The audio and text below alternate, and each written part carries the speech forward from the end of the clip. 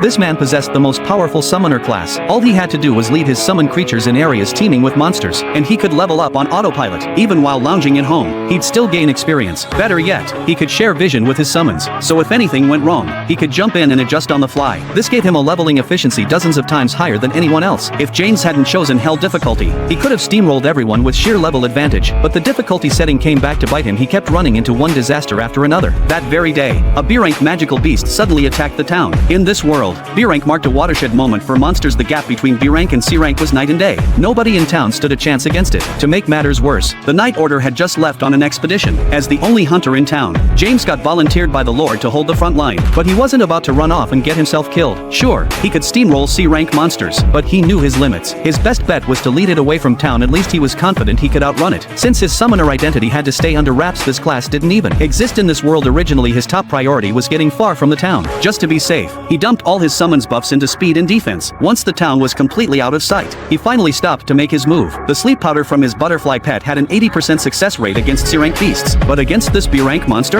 absolutely nothing. So he changed plans and bolted again. He kept running for a full day with the thing hot on his heels, until he finally found a dead-end corner to lose it in. Just when he thought he could head back,